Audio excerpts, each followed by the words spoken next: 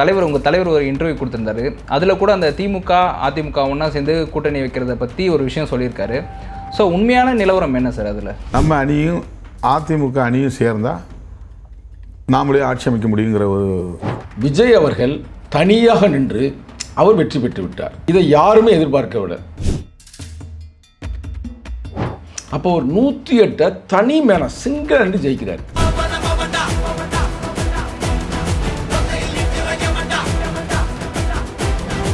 ஆக மொத்தம் அவங்க 116 எல்லாம் சேர்ந்துட்டாங்க. ஆனால் இங்கே 2 பேர் போனாத்தான் அவர் ஆட்சியவே பிடிக்க முடியும். நாங்கள் அடிக்கடி எங்கள் தலைவர் கேம் சேஞ்சர்ன்போம். இன்னைக்கு இவர் தானே முக்கியமானவராகவே இருக்கிறாரு. கிங் மேக்கர் ஆகிட்டார்ல. பிரபஞ்ச சக்தியா இல்லை இயற்கை சக்தியான்னு தெரியல, இப்படி ஒரு விஷயம் அமைந்து விட்டது. இதுதான் இங்கே சிறப்பான ஒரு செயல். எதிராளிகள் இப்போ என்ன நினைக்கிறாங்கன்னா ஒன்லி ஸ்டாலின் மட்டும் தோத்து விட்டாருன்னு தான் பார்க்குறாங்க. அப்படி இல்லை, ஸ்டாலினும் காலி, எடப்பாடியும் காலி.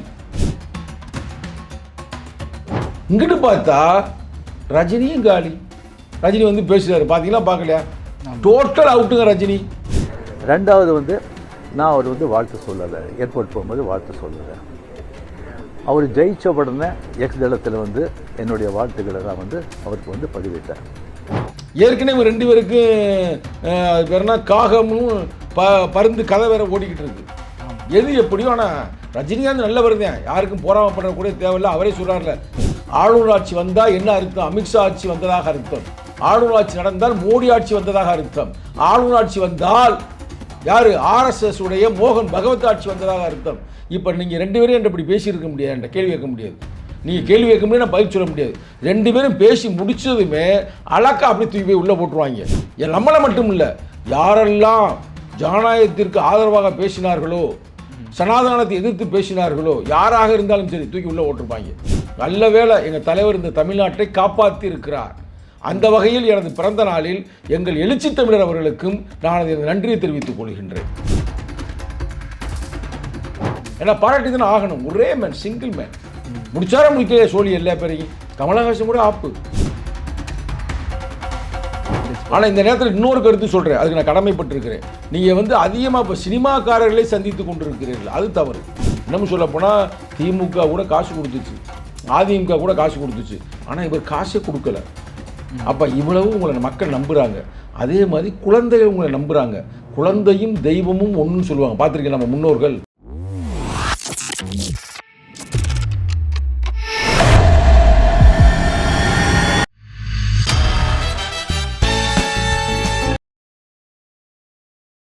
நேயர்களுக்கு வணக்கம். இன்னைக்கு நம்ம கூட இன்டர்வியூவில் திரு சங்கத்தமிழன் இருக்காரு. சார் வணக்கம். சார் வணக்கம். இனிய பிறந்தநாள் நல்வாழ்த்துக்கள் சார். நன்றி நன்றி சார். இப்போது என்ன கேள்வினா சார், இப்போது உங்கள் தலைவர் ஒரு இன்டர்வியூ கொடுத்துருந்தாரு. அதில் கூட அந்த திமுக அதிமுக ஒன்றா சேர்ந்து கூட்டணி வைக்கிறத பற்றி ஒரு விஷயம் சொல்லியிருக்காரு. ஸோ உண்மையான நிலவரம் என்ன சார் அதில்? சார், அதாவது விஜய் அவர்கள் தனியாக நின்று அவர் வெற்றி பெற்று விட்டார். இதை யாருமே எதிர்பார்க்கவில்லை, சங்கத்தமிழ் உட்பட. நீ எதிர்பார்த்தீங்களா சார் இவ்வளோ வருவார்னு? இல்லை சார். இதே யதார்த்தம். அப்போ ஒரு 108 தனி மேன சிங்கிள் என்று ஜெயிக்கிறார். ஒரே ஆளுதான். நாங்கள் 20 பேருன்ட்டான், சும்மா சொல்கிறதுக்கு இல்லை, 20 கட்சிகள். அது ஆளுங்கட்சி. இன்னொரு போயிட்டு அண்ணா திராவிட முன்னேற்ற கழகம் 10 கட்சி. இப்போ நாங்கள் வலிமையான கட்சி, அந்த பக்கத்து பாமக இருக்குது வலிமையாக. இவ்வளவு இருந்தும் கூட எங்கனால் ஒரு ஆட்சி அமைக்கின்ற அளவிற்கு வெற்றி பெற முடியவில்லை. ஒரே ஆள் இவ்வளவு வெற்றி பெற்றிருக்கிறார். ஆனால் அந்த அரசியல் சூழ்நிலை பாருங்கள், அதுதான் ஒரு பெரிய விஷயம். இவர் வெற்றி பெற்றிருந்தாலும் கூட 108 வெற்றி பெறுகிறார். ஆனால் ஆட்சி அமைப்பதற்கு 117 தேவைப்படுது. யாரும் இல்லை. அப்போ எங்கள் சைடில் எங்கள் கூட்டில் இருந்த இவங்க 5 பேர் காங்கிரஸ் இருந்து அவருக்கு ஆதரவு உடனே இம்மிடியேட்டாக. ஆமாம். கம்யூனிஸ்ட் உயர்நிலை குழுவை கூட்டி அவங்க ஆதரவு. நாங்களும் உயர்நிலை குழுவை கூட்டி நாங்களும் ஆதரவு. இன்னைக்கு இஸ்லாமிய அமைப்பு ஆதரவு. ஆக மொத்தம் அவங்க 116 எல்லாம் சேர்ந்துட்டாங்க. ஆனால் இங்கே 2 பேர் போனாத்தான் அவர் ஆட்சியவே பிடிக்க முடியும் அப்படின்ற ஒரு சூழ்நிலைக்கு வருது. அவர் இன்னும் ஒரு 2-3 சேர்த்து ஜெயிச்சிருந்தாருன்னா, ஒரு 10 ஜெயிச்சிருந்தாருன்னா எங்களை கண்டுக்க போகிறதில்ல. இதான் யதார்த்தம். ஆனால் அரசியல் சூழ்நிலை எப்படி வருது பாருங்கள். நாங்கள் அடிக்கடி எங்கள் தலைவர் கேம் சேஞ்சர்ன்போம். இன்னைக்கு இவர் தானே முக்கியமானவராகவே இருக்கிறாரு. கிங் மேக்கர் ஆகிட்டார்ல. நல்லா யோசித்து பாருங்கள். இப்போ நம்ம யதார்த்தம் பேசுவோம். இப்போ 108 எடுத்தவர் ஒரு 10 சீட்டு அதிகமாக 118 எடுத்திருந்தாருன்னா இப்போ எங்களெல்லாம் எதிர்பார்ப்பாரா? அவர் தனியாகவே ஆட்சி அமைத்திருப்பார். ஆனால் கால சூழ்நிலை வந்து தமிழக மண் என்ன சொல்லுதுன்னா, ஒரு நல்லாட்சி நடக்க வேண்டும், ஒரு ஜனநாயக ரீதியான ஆட்சி நடக்க வேண்டும், சமூக நீதியான ஆட்சி நடத்த வேண்டும் என்ற அந்த ஒற்றை காரணத்தால் இது மாதிரி ஒரு பிரபஞ்ச சக்தியா இல்லை இயற்கை சக்தியான்னு தெரியல, இப்படி ஒரு விஷயம் அமைந்து விட்டது. இதுதான் இங்கே சிறப்பான ஒரு செயல். இந்த செயலில் நீ இன்னொன்று பார்க்கணும், நீ எத்தனை பேர் கவனிச்சின்னு தெரியல. இவர் ஒரு ஆள் வெற்றி பெற்று எதிராளிகள் வந்து இப்போ என்ன நினைக்கிறாங்கன்னா ஒன்லி ஸ்டாலின் மட்டும் தோற்று விட்டாருன்னு தான் பார்க்குறாங்க. அப்படி இல்லை, ஸ்டாலினும் காலி, எடப்பாடியும் காலி, 2 பேரும் மட்டும்தான் காலியான பார்த்தா உள்ளே இருக்கிற அணியா ராமதாஸ் கட்சியும் காலி. டோட்டல் காலியில் இப்போ எந்த இதுவுமே இதே இல்லையே. பிஜேபி டோட்டலாக காலி, 28 தொகுதி நின்று ஒரே ஒரு தொகுதி தான் வெற்றி. நல்லா யோசித்து பாருங்க. வைகோ அண்ணனும் காலி எங்கள் சைடில். வைகோ அண்ணன் தனியாக வந்து அவர் வந்து சீர்காழியில் வந்து அவருடைய கட்சி இதிலே பம்பரத்தில் நின்றுருந்தார். இன்றைக்கி அவர் இன்னைக்கு ஒரு முக்கியமான ஒரு பொசிஷன் வந்திருப்பார். அவர் சூழ்நிலை வந்து இன்னைக்கு கரைந்து போய் விட்டார். சரி, இவங்க அரசியல். இங்கிட்டு பார்த்தா ரஜினியும் காலி. ரஜினி வந்து பேசுகிறாரு, பார்த்தீங்களா பார்க்கலையா? டோட்டல் அவுட்டுங்க ரஜினி. சும்மா பெருமைக்காக நம்ம சொல்கிறதுக்கு இல்லை. அவர் நானா எதுவும் பொறாமலாப்படலைன்ற மாதிரி சொல்லி அவர் சொல்லட்டுங்க. ஆனால் நடந்த உண்மை எங்களுக்கு தானே தெரியும். அவர் போய் தளபதி சந்திச்சிருக்கிறார். சந்தித்து இவரை வரவிடக்கூடாது, நீங்கள் சேருங்க, திமுகவும் அதிமுகவும் சேர்ந்து ஆட்சி அமைங்கன்னு ஐடியா கொடுத்ததே வருதான்றாங்க நம்பகத்திலிருந்து இடத்துல இருந்து.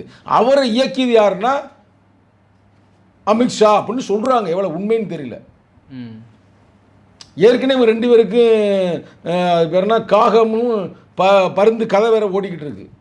எது எப்படியோ, ஆனால் ரஜினிகாந்த் நல்லவர் தான், யாருக்கும் போராமப்படுறக்கூடிய தேவையில்லை. அவரே சொல்கிறார்ல, என்னோட 20 வயசு சின்ன தம்பி, அடுத்த ஜெனரேஷன்றார். அதெல்லாம் உண்மைதான். பட் அவரை இயக்கியிருக்கிறாங்க, அதான் உண்மை. அவர் போய் இதெல்லாம் பார்க்க மாட்டார். அன்னைக்கு ஒரு காலத்தில் அவர் சொல்கிற உண்மைதான். அவர் நினைத்தால் அவர் அந்த காலத்தில் அவரே முதல்வராக இருப்பார். அவர் அதெல்லாம் தாண்டி போயிட்டார். உண்மைதான், அதெல்லாம் மாற்று கருத்து இல்லை. சும்மா நம்ம வாய் இருக்குது, நீங்கள் எதோ பேட்டி கொடுக்குறீங்க அப்படின்றக்காக, அதுவும் ஒரு பிறந்த நாளில் நம்ம ஒருத்தரை வந்து நம்ம தவறாக பேசக்கூடாது. அவர் அதெல்லாம் அப்நார்மலாக போயிட்டார். இருந்தாலும் கூட அவரை இயக்கியிருக்கிறாங்க. யார் இயக்கியது? RSS. கரெக்டாக நீங்கள் பாயிண்டை பிடிச்சிட்டிங்களே. அவங்க இயக்கியதுனால தான் அவர் வந்து இவரை சந்திக்கிறாரு. இந்த தம்பியை வரவிடக்கூடாது, நாங்கள் இங்கெல்லாம் சேருங்க, நாங்கள் உங்களுக்கு சப்போர்ட் கொடுக்குறோம்னு. ஆனால் எங்கள் தலைவர் காப்பாற்றி விட்டார் ஜனநாயகத்தை. இன்றைக்கி மட்டும் எங்கள் தலைவர் கொடுக்காமல் இருந்திருந்தால் இங்கே வந்து எந்த ஆட்சி வந்திருக்கு? ஆளுநர் ஆட்சி வந்திருக்கு. ஆளுநர் ஆட்சி வந்தால் என்ன அர்த்தம்? அமித்ஷா ஆட்சி வந்ததாக அர்த்தம். ஆளுநர் ஆட்சி நடந்தால் மோடி ஆட்சி வந்ததாக அர்த்தம். ஆளுநர் ஆட்சி வந்தால் யார்? RSS உடைய மோகன் பகவத் ஆட்சி வந்ததாக அர்த்தம். இப்போ நீங்கள் 2 பேரும் என்ற இப்படி பேசியிருக்க முடியாது, என்ற கேள்வி கேட்க முடியாது. நீங்கள் கேள்வி கேட்க முடியாது, நான் பதில் சொல்ல முடியாது. 2 பேரும் பேசி முடிச்சதுமே அழக்கா அப்படி தூக்கி போய் உள்ளே போட்டுருவாங்க. இவங்க வாய் ரொம்ப பேசுகிறாங்க அப்படின்னு. நம்மளை மட்டும் இல்லை, யாரெல்லாம் ஜனநாயகத்திற்கு ஆதரவாக பேசினார்களோ, சனாதனத்தை எதிர்த்து பேசினார்களோ, யாராக இருந்தாலும் சரி தூக்கி உள்ளே ஓட்டிருப்பாங்க. நல்ல வேளை எங்கள் தலைவர் இந்த தமிழ்நாட்டை காப்பாற்றி இருக்கிறார். அந்த வகையில் எனது பிறந்த நாளில் எங்கள் எழுச்சி தமிழர் அவர்களுக்கும் நான் அதை நன்றியை தெரிவித்துக் கொள்கின்றேன். இது வெற்றி பெறுவதற்காக உழைத்த விஜய் அவர்களுக்கும் நான் பாராட்டை தெரிவித்துக் கொள்கிறேன்.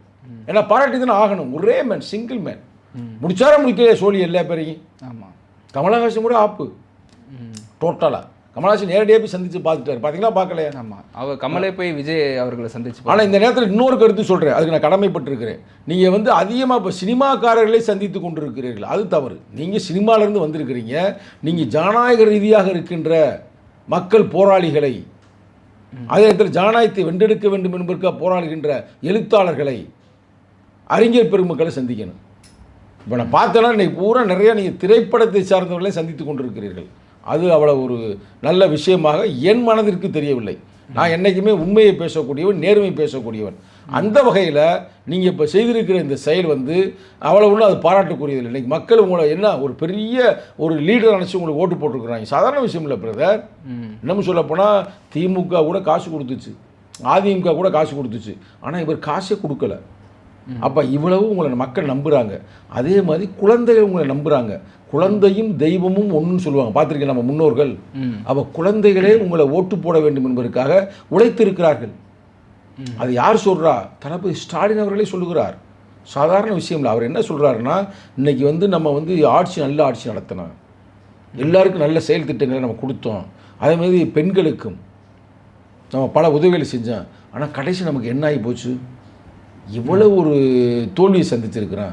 படுதோல்வி தான். இந்த படுதோல்விக்கு என்ன காரணம் என்றால் குழந்தைகள் தான் காரணம். அவரே சொல்கிறாரு ஓப்பனாகவே. அப்போ குழந்தைகளை நம்ம வந்து போய் இது பண்ணலை, இதுக்காக வந்து இப்போ இவர் மேலே கேஸ்லாம் போட விட்டுறாங்களாம். அப்படிலாம் போட முடியாது. குழந்தைகளை போய் அவர் என்ன சொல்லியிருக்காரு, நீ உன் அம்மா அப்பாட்ட சொல்லுங்கன்னு சொன்னார். இது என்ன, இது குற்றமா?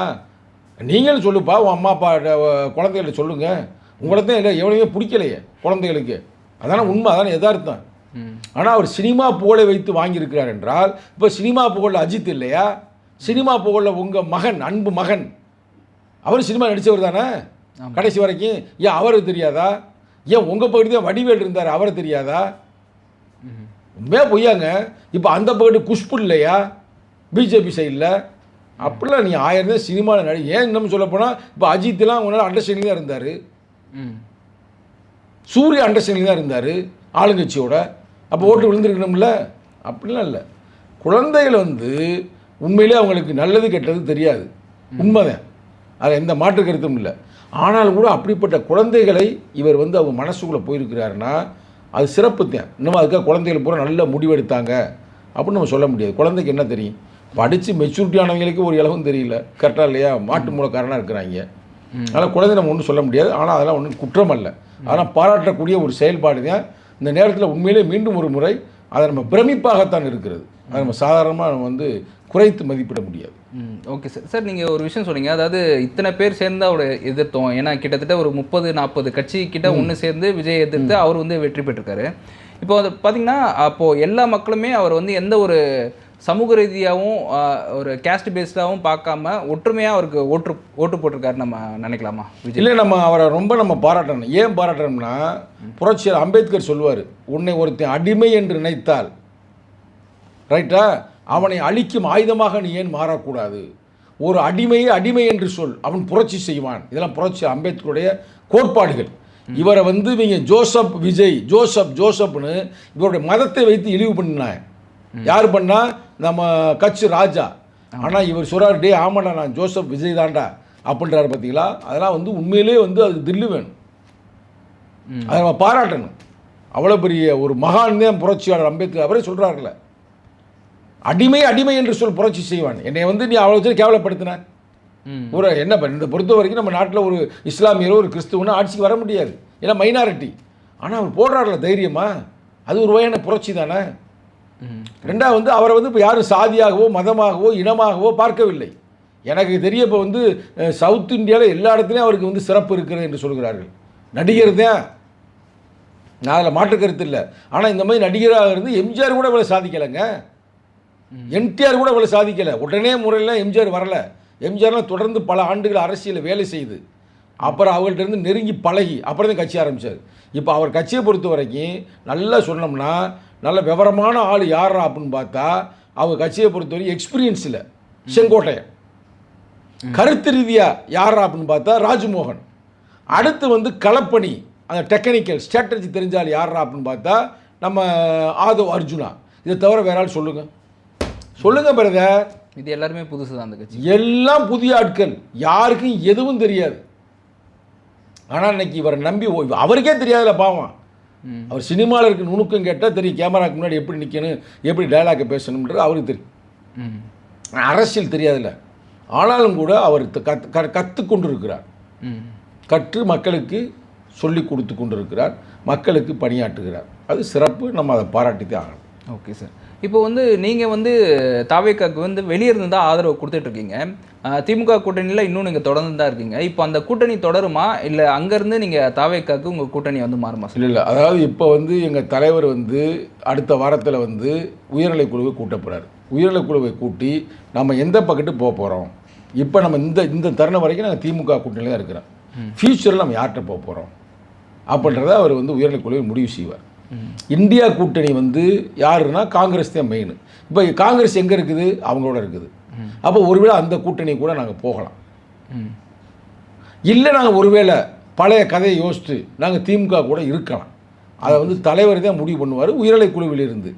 என்னை பொறுத்த வரைக்கும் திராவிட முன்னேற்றக் கழகமாக இருக்கட்டும், அண்ணா திராவிட முன்னேற்றக் கழகமாக இருக்கட்டும், அவங்க தலைவர்களை நான் குறை சொல்ல, நான் தளபதி ஸ்டாலினையோ இல்லை உதயநிதி ஸ்டாலினோ குறை சொல்ல. ஆனால் அதுக்கு கீழே இருக்க இரண்டாம் கட்ட தலைவர்கள்லாம் சாதி வெறி பிடித்தவர்கள். சாதி தான் அவங்களுக்கு மைய புள்ளி, ஊழல்வாதிகள். அது மக்கள் இனம் கண்டு விட்டார்கள். அப்போ திருப்பி திருப்பி நம்ம அவரோடு தொடர்வது என்பது வருங்காலங்களில் சரியாக இருக்குமா என்பதை நிச்சயமாக உயர்நிலைக் குழுவில் நாங்கள் முடிவு செய்வோம்.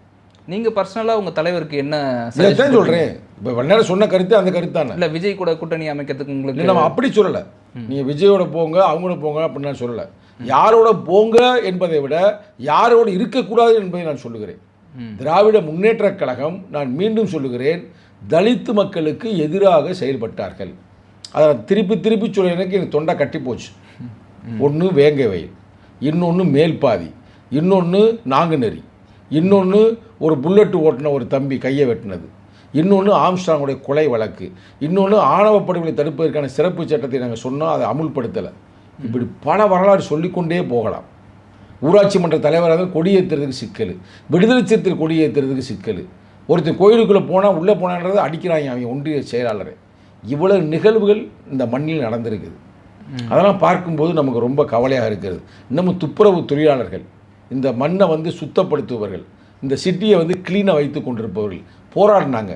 அப்போல்லாம் வந்து அவங்க போராட்டத்திற்கு செவி சாய்க்காமல் இவர் போய் திரைப்படத்தை பார்த்து மகிழ்ச்சி அடைந்து கொண்டிருந்தார். இன்னமும் சொல்லப்போனால் பஞ்சமி நிலங்களை மீட்க வேண்டும் என்று அப்போ பேசுகிறாங்க. ஆனால் அதை மீட்பதற்கான எந்த வகையான செயல் திட்டமும் இல்லை. டாக்டர் கலைஞர் மு கருணாநிதி அவர்கள் அதற்கான ஒரு ஆணையத்தை உருவாக்கினார். ஆனால் அதை எதுவுமே அதில் வந்து செயல்படலை. தாட்கோ என்ற ஒரு நிறுவனம் இருக்கிறது ஒடுக்கப்பட்ட மக்களுக்கு, அது ஒழுங்காக இயங்கிறது இல்லை. அதே சப்ளானில் வந்து நிறைய பணம் வந்து ஒடுக்கப்பட்ட மக்களுக்காக சென்ட்ரல் கவர்மெண்ட் அனுப்புது. அந்த பணத்தை திருப்பி இவங்க அனுப்பி விட்றாங்க, இல்லைன்னா வேறு எதுக்கு பயன்படுத்துகிறாங்க. இப்படின்னு பல பிரச்சனைகள் இருக்கிறது. அப்போ அவங்களோட கைகோர்ப்பது என்பது ஜனநாயகத்தில் ஒரு நல்ல வழி இல்லை என்பது என்னுடைய கருத்து. இந்த தருணத்தில் எங்கள் தலைவருக்கு சொல்ல வேண்டிய பொறுப்பு எனக்கு இருக்கிறது. ஒரு ரெஸ்பான்சிபிலிட்டி இருக்குது. கட்சியுடைய இளைஞரணியுடைய பொறுப்பாளர் என்ற முறையில் எங்கள் தலைவருக்கு எனது பிறந்த நாளில் இந்த கருத்தை நான் வலியுறுத்துகிறேன். தலைவர் என்ன சொன்னார்? புரட்சியாளர் அம்பேத்கர் ஆட்சி அதிகாரத்தை கைப்பற்ற வேண்டும், அதை நோக்கி பயணிக்க வேண்டும். இவங்கள்ட்ட போய் நம்ம டபுள் டிஜிட் சீட்டு கேட்டேன். ஆனால் அவர்கள் தந்தார்களா? 8 சீட்டு கொடுத்தாங்க. சரி, 8 சீட்டு கொடுத்தாலும் சரி, அது நல்ல சீட்டாக கொடுங்க அப்படின்னு பார்த்தா எங்கள் தலைவர் கேட்டது அரூர். ஆனால் அவங்க அரக்கோணத்தை தள்ளி விட்டார்கள். எல்லாமே நடந்திருக்கலைங்க. இன்னொரு கட்சி, ஒன்றுமே இல்லாத கட்சியை திருப்பி கூட்டியாந்து அவங்களுக்கு சீட்டை கொடுக்குறாங்க. வச்சுக்கோங்க 10 சீட்டுன்னு. இன்றைக்கி போச்சு, ஒன்றே வெற்றி. ஆமாம், அந்த அம்மா மட்டும்தான் வெற்றி. அதுபோல் எங்கள் தலைவர் போனதுக்காக வெற்றி, தலைவர் போய் பிரச்சாரம் பண்ணதுக்காக வெற்றி. ஆனால் அவங்களுக்கு எம்பி சீட்டை வேறு கொடுத்தீங்க. இப்போ இதெல்லாம் வந்து கண்ணில் பார்க்குறாங்களே. எங்கள் தலைவர் தேர்தல் நிற்கிறார், நான் தேர்தல் நிற்கிறேன் அப்படின்னு சொல்லி. அது என்னாச்சு? கடைசியில் அதையும் காலி பண்ணி விட்டீங்க. காலி பண்ணீங்களா? காலி பண்ணலையா? இது எல்லாமே மக்களுக்கு தெரியும். திமுக தான் காரணமா சார்? அவர் அப்படிதான் மக்கள் சொல்கிறாங்க. அப்படிதான் செய்தி வந்து கொண்டு இருக்கிறது. அப்போ இதெல்லாம் பார்க்கும் பொழுது தொடர்வது சரியா அப்படின்னு ஒரு எண்ணம் நமக்கு வருதில்ல, மனசு உறுத்துதில்ல. இன்னைக்கு ஒடுக்கப்பட்ட மக்களை வந்து கேவலமாக நடத்துகிறீங்களே, அதெல்லாம் வந்து ரொம்ப சிந்திக்க வேண்டிய ஒரு செயல். நிச்சயமாக இதைத்தான் நான் வந்து எங்கள் தலைவரிடம் வலியுறுத்துகிறேன். அம்பேத்கர் என்ன சொல்லியிருக்காருன்னா, ஆட்சி அதிகாரத்தை கைப்பற்றுவதற்காக நீங்கள் எந்த வகையான ஸ்ட்ராட்டஜி நீங்கள் மேற்கொள்ளலாம்ன்றாங்க. அப்போ இன்றைக்கி வந்து விஜய் நீங்கள் சொல்வதை கேட்குறார், உங்களை மதிக்கிறார், உங்களை சந்திக்க வேண்டும் என்று துடித்தார், சந்தித்தார். அவருக்கு நீங்கள் ஆதரவு கொடுங்க. ஆட்சி 5 ஆண்டு நல்லா இது பண்ணுங்க. போய் திருச்சியில் போய் நில்லுங்க, பேசுங்க, பேச்சுவார்த்தை பேசுங்க. நின்று திருச்சி நின்று வெற்றி பெறுங்கள், ஒரு அமைச்சராகுங்கள், மக்களுக்கு நல்லது செய்யுங்கள். இது தருவதற்கு தயாராகத்தானே இருக்கிறாங்க. அவரே தான் பேசுகிறார்கள், தலைவரே சொல்கிறார்ல தருவதற்கு தயாராக இருக்கிறார்கள் என்று. அவை நடந்தால் தமிழ்நாட்டுக்கு நல்ல இந்த ஆட்சி வந்து 5 ஆண்டுகள் ஓடும். ஓகே சார், ஆனால் அது சிறப்பு நடக்க வேண்டும் என்பது எனது ஆசை. சார், இப்போ நீங்கள் சொல்லியிருந்தீங்க உங்கள் தலைவர் வந்து விஜய் அவர்களோட பேசி திருச்சியில் நிற்கிறதுக்காக கேட்கலாம் அப்படின்ற மாதிரி சொல்லியிருந்தீங்க. அவங்களும் அது ரெடியாக இருக்காங்கன்னு சொல்லியிருந்தீங்க. ஆனால் இன்னொரு செய்தி ஒன்று வருது, என்னென்னா த்ரிஷா வந்து திருச்சி தொகுதியில் நிற்க வைக்கிறதா பரவலாக சோஷியல் மீடியாவில் வருது, அதிகாரப்பூர்வமாக யாரும் சொல்லலை. ஸோ இது நீங்கள் எப்படி பார்க்குறீங்க சார்? இப்போ நான் கூட ஏன் கருத்தாத்தே சொல்கிறேன். திருச்சியில் வந்து எங்கள் தலைவர் நின்றால் நான் என்ன நல்ல இடத்துல பேசுகிறேன். நான் வந்து இன்னமும் சொல்ல போனால், இவர் வெற்றி பெற்ற பிறகு இவருக்கு ஆதரவு தாருங்கள் அப்படின்னு சொல்லி என் ஃபேஸ்புக்கில் நான் எழுதியிருந்தேன். நீங்கள் பார்த்தீங்கன்னா 9ஆம் தேதி காலையிலேயே நல்ல தலைவர்கள் நல்ல முடிவை எடுப்பார்கள், எங்கள் தலைவர் ஒரு நல்ல தலைவர், நல்ல முடிவை எடுப்பார் அப்படின்னு நானே போட்டேன். அப்போ நான் அப்பயே நான் வந்து இவருக்கு நல்ல முடிவு கொடுக்க சொல்கிறேன். எனது மக்களால் தேர்ந்தெடுக்கப்பட்ட ஒரு ஆட்சி. அப்போ அது நல்ல ஒரு முடிவுக்கு வர வேண்டும் என்பது என்னுடைய ஆசை. எங்கள் தலைவர் அதே மாதிரி அவர் கொடுத்துட்டார். அப்போ அந்த நேரத்தில் கொடுக்காம மட்டும் இருந்திருந்தால் நல்லா கற்பனை பண்ணி பாருங்கள். நேரம் நம்ம சொன்ன மாதிரி ஆளுநர் ஆட்சியாக இருக்குது. அப்போ இப்படிப்பட்ட கொடுத்தவருக்கு நான் இந்த 5 ஆண்டுகள் இவர்கள் சிறப்பாக பணியாற்ற வேண்டும் என்று நான் விரும்புகிறேன் தனிப்பட்ட முறையில். அப்போ அது என்ன சொல்யூஷன்? அதுக்கு ஒரே சொல்யூஷன், எழுச்சி தமிழரை திருச்சி தொகுதியில் நிப்பாட்டினீங்கன்னா அவர் வெற்றி பெற போகிறார். வெற்றி பெற பிறகு அவருக்கு அமைச்சர் பதவி கொடுத்து விட்டா நீங்கள் யோசித்து பாருங்கள். அப்போ காங்கிரஸுக்கு எந்த பிரச்சனையும் இல்லை, அமைச்சர் கொடுத்துட்றீங்க. விடுதலை சிறுத்தைகள் நீங்கள் கொடுத்துட்டீங்க தலைவருக்கு. அடுத்து கம்யூனிஸ்ட்டு வெளியிலேருந்து ஆதரவு, நாங்கள் இருக்கலாம், அவங்கள பிரச்சனை இல்லை. அதே மாதிரி அந்த இஸ்லாமியர் அமைப்புக்கும் பிரச்சனை இல்லை. அப்போ இந்த கூட்டணி அப்படியே தொடர்ந்தால், நான் சொல்ல போனால் பாசிட்டிவ் அப்ரோச் பிரதர், என் பிறந்தநாள் நெகட்டிவாக நான் பேச முடியாது. நான் பேச்சு நான் தான் பொறுப்பு என் வார்த்தைக்கு, கரெக்டாக? அப்போ இது என்ன, இந்த கூட்டணி அப்படியே தொடரும் பொழுது உள்ளாட்சியிலும் வெற்றி பெறும், அதிகார பயிர்வனை உருவாக்கலாம், ஆட்சியிலும் பங்கு அதிகாரத்திலும் பங்குன்ற மாதிரி நீங்கள் எங்களுக்கு சில மேயர்கள் பதவிகளை கொடுக்கலாம். அப்போ நீங்களும் வெற்றி பெறலாம். அது முடிஞ்சு போச்சா? அடுத்து அப்படியே நீங்கள் போனீங்கன்னா 2029 பார்லிமெண்ட் எலெக்ஷன் உங்களுக்கு நல்ல ஒரு செல்வாக்கு இருக்குது தென்னிந்தியாவில். எங்கள் தலைவருக்கு இருக்குது, வட இந்தியாவிலும் எங்கள் தலைவர் இருக்குது. அப்போ நம்ம எல்லாம் சேர்ந்து ராகுலோடு சேர்ந்து நம்ம போட்டி போடும் பொழுது இந்த பிஜேபி அடித்து விரட்டலாம்ல. பிஜேபியை டோட்டலாகவே 3 வருஷம் இருக்கிறாங்க, அடித்து யாரும் விரட்டவே முடியல. அப்போ உங்களை மாதிரி சக்தியை நாங்கள் பயன்படுத்தலாம்ல. சூப்பர் தானே? அவள் இதுக்காகத்தான் நான் சொல்கிறேன், சும்மா எங்களுக்கு வேறு வழி இல்லாமல் நான் போய் கேட்கல கொடுங்கன்னு. நான் அப்பயே சொன்னேங்க, நாங்கள் மட்டும் இந்த 4 முனை போட்டியில் 5வது முனை போட்டி அங்கே தலைவர் நின்றிருந்தால் இதே இடத்துல நாங்கள் நேரம் 10 சீட் நாங்களே ஜெயிச்சிருப்போம் பிரதர். இப்போ பார்த்தாலே தெரியுது திமுகவுக்கு இவ்வளவு எதிர்ப்பு இருக்குன்னு யாருமே கண்டுகொள்ளலையே. ஆனால் நீங்கள் போகிற போக்கில் கேட்குறீங்க திரிஷாவுக்கு கொடுத்தாலும் கொடுப்பாங்க அப்படின்னு. அதாவது திரிஷா அவங்களுடைய ஒரு தோழியாக இருக்கலாம், ஒரு நண்பன் நம்பின்ற மாதிரி நம்பியாக கூட இருக்கலாம். ஆனால் இவ்வளவு குயிக்காக அவர் சட்டமன்றத்தில் நிற்க வாய்ப்பு கொடுத்தால் மக்கள் உங்களை எதிர்ப்பாக சிந்திக்கலாம். ஏன்னா இப்போ உங்களுக்கு உங்கள் மனைவிக்கும் பிரிவினையில் இருக்கிறீங்க. நான் எந்த காழ்ப்புணர்ச்சியிலும் நேர்மையாக பேசுகிறேன். உங்களுடைய அந்த நிகழ்ச்சி கூட உங்கள் குழந்தைகள் வரல, மனைவி வரல, வேறு பிரச்சனைங்க. மனைவிக்கு உங்களுக்கு ஒரு கருத்து முரண், ஆனால் குழந்தை உங்களை நோக்கி வந்திருக்கணும்ல, இல்லை குழந்தை நீங்கள் பேசி கூட்டி வந்திருக்கணும்ல. இவ்வளவு சிக்கல் இருக்கின்ற இந்த காலகட்டத்தில் நீங்கள் திரிஷாவை ஒரு எம்எல்ஏ நிற்க வச்சீங்கன்னா திருச்சியில் அது அவ்வளோ ஒரு நாகரிகமாக இருக்காது. அவ்வளோ எதிர்ப்பு இல்லை, அது மக்கள் எதிர்ப்பு நிச்சயமாக வெடிக்கும். இல்லை நீங்கள் அப்படியே ஆசைப்பட்டீங்கன்னா கொஞ்சம் காலம் அவங்களுக்கு கட்சியில் கூட நீங்கள் பொறுப்பு கொடுக்கலாம். எப்படி அவர் கொள்கை பரப்புச்சார் கொடுத்தாரோ ஜெயலலிதா அம்மையாருக்கு, அது மாதிரி கூட செய்யலாம், செய்யுங்கன்னு சொல்லலை. ஆனால் நீங்கள் இவ்வளோ அவசரமாக அவர் கொடுக்க மாட்டார் என்று எனக்கு தெரியும். அவர் மக்களுடைய பல்ஸை படிக்கக்கூடியவர் தான், திறமைசாலி தான். நம்ம கூட ஒரு சாதாரணமாக நினச்சேன். நான் அடிக்கடி இந்த மாவோ சொன்ன கருத்து கூட சொன்னேன். அரசியல் என்பது ரத்தம் சிந்தாத யுத்தம், யுத்தம் என்பது ரத்தம் சிந்தும் அரசியல் அடிக்கடி நான் சொன்னேன். இப்போ அதெல்லாம் உள்வாங்கியிருக்கிறார்ல, அதனால் நீ ஜனநாயக ரீதியாக வெற்றி பெற்றிருக்கிறார். அப்போ அதனால் நீங்கள் திருச்சியில் திரிஷாவா திருமாவான்னு கேள்வி கேட்காதீங்க, ரைட்? அது கேள்வியே தவறான கேள்வி. நிச்சயமாக அவர் ஒரு நல்ல முடிவு எடுப்பார். முடிவெடுத்தார், இது 5 ஆண்டுகளுக்கு தொடரும். இல்லை என்றால் இவர் அதிமுகவிலிருந்து ஆளை கூட்டிகிட்டு வந்தாருன்னு வச்சுங்களேன், அவங்க சப்போர்ட் தர்றாங்க, அது அரசியல் ரீதியாக சிக்கலை உருவாக்கும். அவங்க ஏற்கனவே ஊழல்வாதி, அவர் கொடுக்க ரெடியாக இருக்கானா. நாளைக்கு கட்சி தாவிய தடுப்பு சட்டத்தின் மூலமாக அங்கே பிரச்சனை கூட வரலாம். அன்னெசரியான குழப்பங்கள், இந்த குழப்பங்கள் தேவையில்லை. நம்ம மக்களுக்கு நல்ல செய்ய வந்திருக்கிறது, எதுக்கு குழப்பத்தை உருவாக்க? உங்களுக்கு தான் ஆண்டவன் புண்ணியத்தில் 108 நல்ல நம்பர் கிடச்சிருக்கு. இங்கிட்ட எங்களுடைய 10-12 சீட்டு உங்களுக்கு ஆதரவாக இருக்குது, அமைச்சாச்சே. அடுத்த ஒரு சொல்யூஷன், இந்த சொல்யூஷன். நீங்கள் எங்கள் தலைவரை சந்தித்து அவரிடம் பேசி அவரை கன்வின்ஸ் பண்ணி, அவர் விரும்புகிறாரோ விரும்பவில்லையோ நீங்கள் அவரை கன்வின்ஸ் பண்ணி கொடுத்தீங்கன்னா சிறப்பாக இருக்கும். அதே நேரத்தில் எனது பிறந்தநாள் கோரிக்கையாக நான் என்ன அவருக்கு வைக்கிறேன் என்றால், ஆணவ படுகொலை தடுப்பதற்கான சிறப்பு சட்டத்தை உடனே உருவாக்குங்கள். இன்னொன்று, வேங்கவையில் மறுபரிசீலனை செய்யுங்க, மறு விசாரணை செய்யுங்க. அதனால் அந்த பயணம் முரளிக்கு வேலையை கொடுங்க. இது தனிப்பட்ட சங்கத்தமிழோட கோரிக்கை அல்ல. பல லட்சம் இளைஞர்கள் இருக்கிற அந்த இளைஞர் அமைப்பு, வலுவான அமைப்பின் சார்பாக நான் கேட்கின்றேன், அந்த தம்பியை வேலையை போடுங்க. அதே மாதிரி ஸ்ரீமதி என்ற பெண்மகள் இருக்கிறாங்க, அவங்க ஒன்றும் தலித்து இல்லை, அவங்க அம்மா இன்னமும் அழுகிறாங்க, அந்த கேஸை திருப்பி ஓப்பன் பண்ணுங்க. அதேமாதிரி இந்த ஊழல்வாதிகள் எவன் பண்ணியிருக்கான இதுக்கு முன்னாடி இந்த நாட்டில், தமிழ்நாட்டில், அவனெல்லாம் தூக்கி பிடிச்சி உள்ளே போடுங்க. அதெல்லாம் தப்பு, நிறையா பண்ணியிருக்கான கேள்வி நமக்கு செய்தி கிடைத்து கொண்டு இருக்கிறது.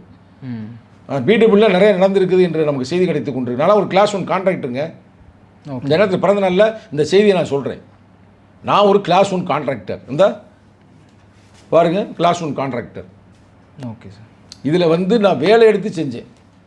எங்கே வேலை எடுத்து செஞ்சேன்? காரைக்குடியில். சிறப்பாக முடிச்சாச்சு. பெரிய லாபம்லாம் எனக்கு கிடைக்கல, ஆனால் நல்லா முடிச்சாச்சு. அவங்களே அந்த கவர்மெண்ட்டே அந்த பிடபிள்யூ டிபார்ட்மெண்ட்டு WRTயில் இவர் தான் சிறப்பாக அந்த வேலையை செஞ்சுருக்கிறாரு, தடுப்பணை சிறப்பாக செய்திருக்கிறார் அப்படின்னு எனக்கு வந்து பாராட்டியிருக்கிறாங்க, சர்டிஃபிகேட் கொடுத்துருக்குறாங்க. ஆனால் அதுக்கு அடுத்து வேலை கொடுக்கல. ஏன்னா அந்த வேலை எடுக்கும்போது இன்ஜினியர் சரவணான்னு எடுத்துவிட்டேன். வெளில துபாயிலேருந்து வந்தனால அது சரவணன் தானே சங்கத்தமிழ் தெரிஞ்சுமே இவங்க கூட்டெடுக்கிறவங்க எனக்கு தரல. அங்கே ஊழல், கமிஷன் வேணும், எப்படி ஒர்க் நல்லா செய்ய முடியும்? அப்போ இந்த நேரத்தில் ஒரு இன்ஜினியர் சரவணனாக நான் தமிழக முதல்வருக்கே சொல்கிறேன், என்னை மட்டும் இல்லை, என்ன மாதிரி ஒரு நல்ல குவாலிட்டியான கான்ட்ராக்டருக்கு வாய்ப்பை கொடுங்க, லஞ்சம் வாங்காமல் ஊழல் வாங்காமல். இது ஒரு சிறப்பு தானே. இது மாதிரி பலதை செய்யுங்க. இது ஒரு எக்ஸாம்பிள், என் ஃபீல்டுனால நான் சொல்கிறேன். ஓகே. இப்போ கூட WRTயில் அங்கே சாதி வரி பிடித்தவர்கள் நிறையா பேர் இருக்கிறாங்க அப்படின்ற மாதிரி செய்தி கிடைத்து கொண்டு இருக்கிறது. இப்போ ஐயா போயிட்டார், வேறு ஐயா அவர் நல்ல ஐயா தான், ஐயா துரைமுருகன், அது அவர் தான் அமைச்சராக இருந்தார். இப்போ அந்த இருக்கிற சில இன்ஜினியர்ஸ்லாம் சரியாக இல்லை அப்படின்ற மாதிரி சொல்கிறோம். அதனால் நீங்கள் வந்து கண்டுபிடிச்சி அது என்னன்ற உண்மையை கண்டுபிடிக்க வேண்டும். அதே நேரத்தில் இன்னொரு கோரிக்கையும் வைக்கிறேன். எங்கள் தலைவர் சொன்னார், மைக்ரோ மேனேஜ்மெண்ட் லெவலில் சாதியவாதிகள் மதவாதிகளை கண்டுபிடிப்பதற்கான ஒரு அமைப்பை உருவாக்குன்னாங்க. அதையும் உருவாக்குங்க. சாதியவாதி மதவாதி ஏற்கனவே போலீஸ் இருக்கிறாங்க, இருந்தாலும் கூட முன்னுரிமை தடுப்பதற்காக. இப்போ எப்படி ஒரு சிங்க பெண்ணேன்னு போட்டிருக்காருல்ல, அது மாதிரி சாதியவாதி மதவாதிகளை கவனிப்பாருங்க. தளபதி ஸ்டாலின் வருது, இப்போ பாரு தளபதியே நான் குழப்பங்க. இதை ஒரு வழி பண்ணணுங்க. அவர் பழைய தளபதி, ஒரு புதிய தளபதி அப்படி வச்சுக்கிறோம், ரைட்டா? தளபதி விஜய் அவர்களே, உங்கள் மேலே கோபமாக இருக்கிறாங்க. பல சாதியவாதிகள் தோற்று போயிட்டாங்க. ஆனால் சாதி கலவரங்களை தூண்டுவதற்கு திட்டமிடுகிறார்கள், எனக்கு தெரியும். மத கலவரத்தை தூண்டுவதற்கும் திட்டமிடுவார்கள், நீங்கள் ஒரு கிறிஸ்துவர் என்ற முறையில் இருப்பதால். ஆகையால் அவர்களை முன்னுணர்ந்து தடுப்பதற்கு நீங்கள் ஒரு மைக்ரோ மேனேஜ்மெண்ட் லெவலில் ஒரு உளவு அமைப்பை உருவாக்குங்கள். இது எங்கள் தலைவருடைய கோரிக்கை. யார்கிட்ட கொடுத்தாரு? அந்த தளபதிகிட்ட கொடுத்தாரு, தளபதி ஸ்டாலின்கிட்ட. அவர் எடுத்து குப்பையில் போட்டாருன்றதில்ல, கடைசி வரைக்கும் வைக்கலை. ஆனால் இவர் நிச்சயமாக வைக்க வேண்டும் என்று நான் கூறுகிறேன். இதை இன்றைக்கி நான் சொல்ல வேண்டிய கருத்து. ஓகே சார், நேரத்துக்கும் கருத்துக்கும் நன்றி சார். நன்றி, வணக்கம்.